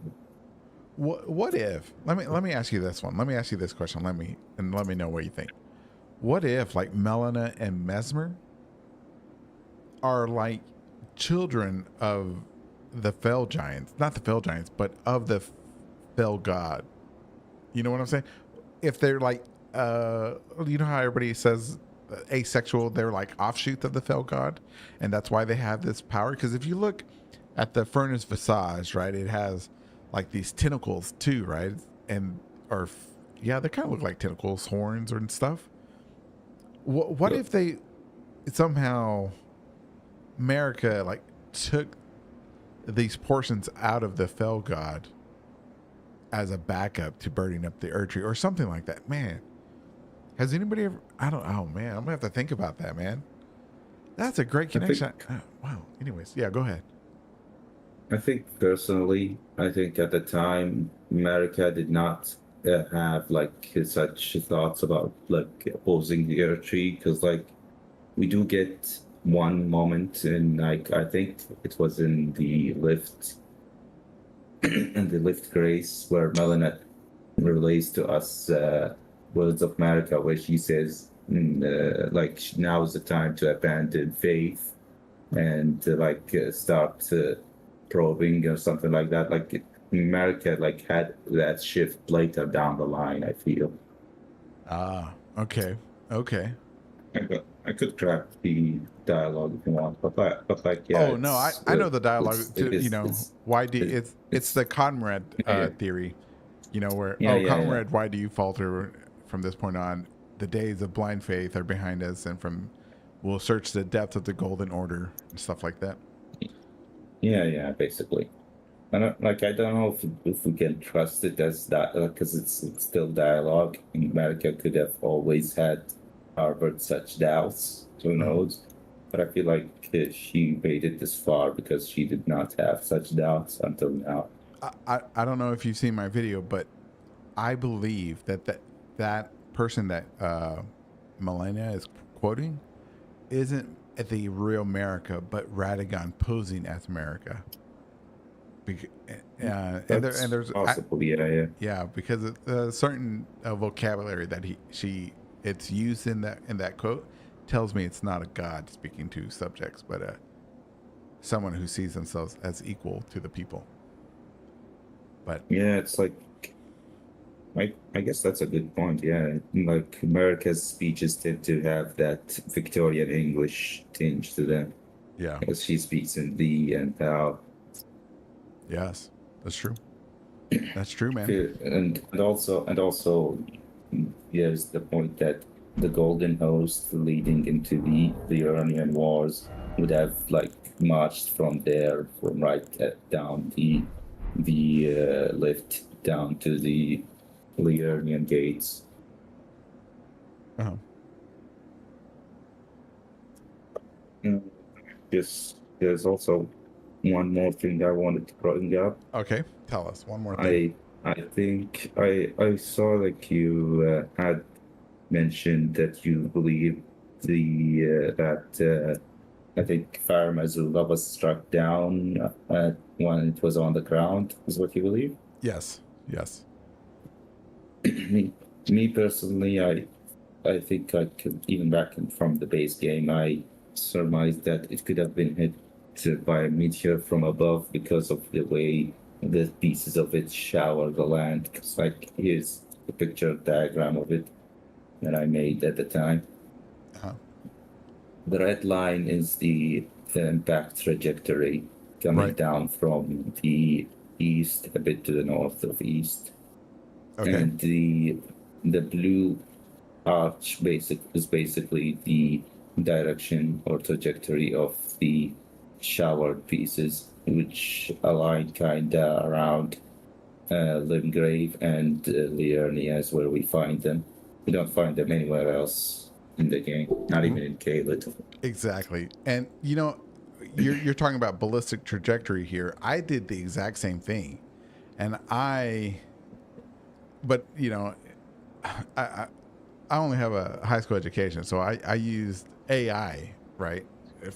Forgive me, I told it where we found these, where we found pieces and where they were landing, and I gave it all these points, right? Multiple points, because the more points we have, the better it could calculate where it originated from, right? And let me see if I still have any of those pictures, because what from the information that I gave, and I tried to be as transparent as possible. It pulled the man, it pulled it closer to the inner sea, and it was you Like know where the around Colosseum, where Fair you know where the and Great Bridge. no further in, you know where the Colosseum is, right there. Yeah. So it was just west of that, right? And the reason it said it brought that up was because we only find wreckage of Fair Missoula, like the chunks of it, on the western part of Caelid, and there's no actual rubble of Fair Missoula beyond that point, beyond what is that? The Cathedral of the Dragon Communion. There's one piece there. Yeah. I like Right. to be clear. I think I've heard a lot of theories about the Farum Cathedral, but I do think the Farum Cathedral was built right there to not fall from the sky, obviously, No, because no, it looks very much built from there. no, So no. yeah, The I'm not that far into like believing that Oh. it fell from the sky. No. I'm not saying that the cathedral fell from the sky. I'm talking about the piece of Fair Missoula that's laying Yeah, next no, to it. no. Okay. And But from its calculations, it was more towards between the Divine Tower and Limgrave and the cathedral or the Colosseum in Caelid, and the reason was for that because of where we find the most pieces of the Fair Missoula are in Limgrave, and then as it heads out west and north, it scatters less, right? So it's the heavier pieces, or the pieces that had the most force in it, went out that direction, and all the pieces that, anyways, I don't know how to explain it properly. I don't know, but anyways, it told me over here. But I believed, I had one point, I had believed that it was always out there, right, where we see it now on the map. But something was always nagging me at the back of my head that that can't be right. That can't be right. And now I believe that I may be right. I think like there's also to consider the fact that we don't know the exact height, because that will change, of course, the trajectory of the pieces. Right. And overall, the fact that, of course, FromSoft are just like mortals like us, so maybe they like scattered them in a way that benefits the level design and didn't think it through as hard as the AI would, of course. Of course. And so I think that the chances are it would be closer to like Farum Great Bridge or somewhere around there when it got hit, basically. Right. And I agree with that assessment 100%, because what are the chances that they were actually thinking, like you said, oh, let's do a ballistics of a city hit by something and where the pieces will land, and what are the Yeah. Also, sorry. No, go ahead, man. I wanted to also bring up, I think in your video you mentioned you believe the Godwin Death Route made it up there before the city was struck. Right, yes. Personally, I disagree with that, because yes, the fact is that Malekith's eating Death Route as we progress his quest line, but also the fact is the place exists outside of time, so it's kind of expected that time acts in weird ways there. We could actually go and kill Malekith while his regular form still chills down in the cathedral waiting for Death Root to eat. And also, I think there's a good chance that he ate some Death Root before we arrived at the Lands Between, because D points us to him, and chances are, if Malekith had such friendships with with those who hunt like this, who hunt those who live in death, Mhm. then we could have acquired that root before. So that root spreading its tendrils up there kind of makes sense to me personally. Oh well, I And mean, I think yeah, go ahead. I think I think there's a possibility of also of like the influence of the earth tree being like supernatural in a way that transcends the physical limits of where the roots actually go. Yeah. Well, So it could kind of make it up there even without that. But I think the likely answer is that it's through Malekith that it made it up there. and you could be right. You could be right, but I would have to disagree. But it's getting to 9 o'clock, man. Is there anything else? Any last words you'd like to say? Because I got work tomorrow, so I got to end at 9 o'clock. Okay. I'm trying to think. Let me just look real quick through my archive because I have there's this server I used to talk in, and it has a lot of shit that I said there. You need a whiteboard, since now that you've joined the Inquisition. We have a standard issue whiteboards. I have one. Everyone has one. You should get one. Let me see. Let me see. I once had this theory that the outer gods represent like celestial bodies. Some Uh-huh. of them we see, some of them we don't. Because, you know how in the real world, like a lot of religions and cultures have like big focus on certain numbers. Uh-huh. Specifically, one recurring one is 7. Right. Seven is very recurring because the celestial bodies that differ from the stars that orbit the Earth, from the perspective of early humans, of course, are 7 in number. You have the sun, the moon. Fuck, I'm forgetting the names of the planets. Mercury, Venus, Jupiter, Mars, and what else? I lost track. Venus. Venus, Mars, Jupiter, and Saturn. Only those 7 are visible from Earth. Uh-huh. Uranus and Neptune would only become visible after the invention of telescoping. Right. But yeah, those 7 basically became foundational to many religions. You have the ancient Greeks and Romans, basically the reason we call them this is because they associated them with gods. If I remember correctly. So you think that the outer gods, or the gods that we have in the game, may be represented by celestial planets that we don't see in game, but maybe the culture, if we think about it as a real world, may have. Yeah, I think there's a good chance of that. Because you even have stuff like the eye of the fell giant. I don't know if you know this, but there's a similar thing to it on Jupiter. Let me see. Oh yes, the hurricane that's been there for like 200 years. Here it is. It's not about the big hurricane. There's also smaller hurricanes that kind of mimic the shape. Let me see. Oh yes. Oh wow. Okay.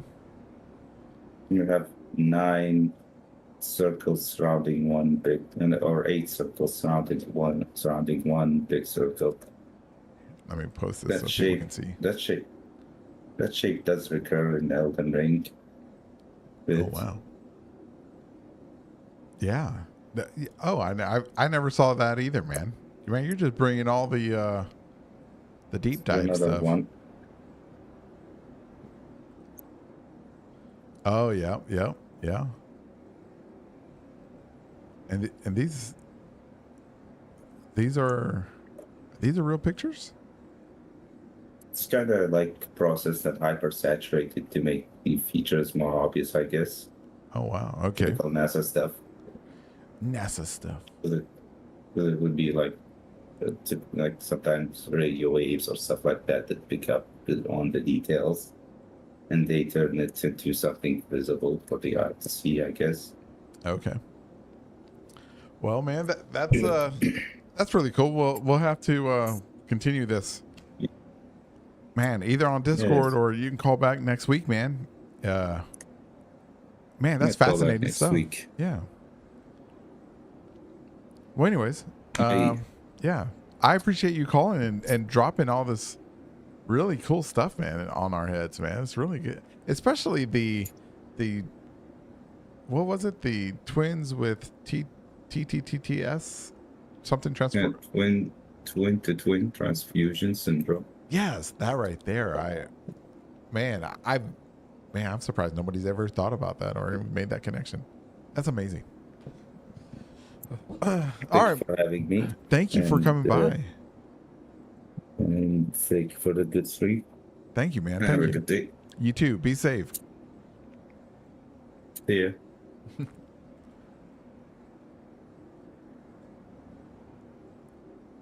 All right. All right, everybody. Man, what a wonderful, man, series of phone calls today. I really want to thank everybody, man. And thank you for listening, and thank you for sharing your ideas and your theories and your thoughts and your connections about Elden Ring, man. This is what I love about the game, is that everybody brings something fresh and amazing to this game. And I love the PvP, but anyways, it's so much fun. This is great. All right, so we're gonna do this again next week, next Sunday, 7:00 Texas time, Texas Central. Central Standard Time. Yeah, 7:00 Central Standard Time. I'll set up the new question of the week. I should have wrote it down. I forgot what I was gonna do, but I'll get another one up, and we'll discuss it. But man, thank you very much, and thank you for everybody who's here and who's been watching. And yeah, I'll be live streaming the rest of the week, and unless something comes up with my kids and they want to hang out, I'll be here, and maybe a new video on Friday. Great show. Thank you, everybody. Thank you, everybody in the chat. I appreciate it. All right, I will see y'all tomorrow. Y'all be safe.